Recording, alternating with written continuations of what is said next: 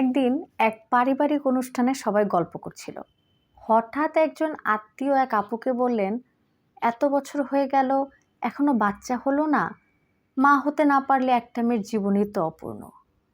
পুরো ঘর চুপ হয়ে গেল, কারণ সবাই জানতো আপু অনেক কষ্ট করেও মা হতে পারেননি। কিন্তু সেদিন তিনি চুপ থাকলেন না, শুধু হেসে বললেন, আপনার তো দুইটা সন্তান, একটা আমাকে দিয়ে দিন না, ও আমাকে মা বলে ডাকবে। মুহূর্তেই পরিবেশ বদলে গেল। আসলে এমন প্রশ্ন শুধু একজনকেই করা হয় তা নয়। কারো কাছে জানতে চাওয়া হয়, এখনো বিয়ে করনি কেন?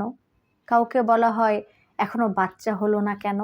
আবার কাউকে জিজ্ঞেস করা হয়, চাকরি পাচ্ছ না কেন, অথবা ডিভোর্স হলো কেন? মানুষ বুঝতে চায় না এগুলো সাধারণ প্রশ্ন নয়, এগুলো অনেকের জীবনের সবচেয়ে কষ্টের জায়গা। আপনি হয়তো কৌতূহল থেকে জিজ্ঞেস করছেন, কিন্তু সামনের মানুষটা হয়তো প্রতিদিন এই কষ্ট নিয়েই বেঁচে আছে। তাই কাউকে বিচার করার আগে মনে রাখবেন, একজন নারীর মূল্য শুধু মা হওয়ার মধ্যে সীমাবদ্ধ নয়।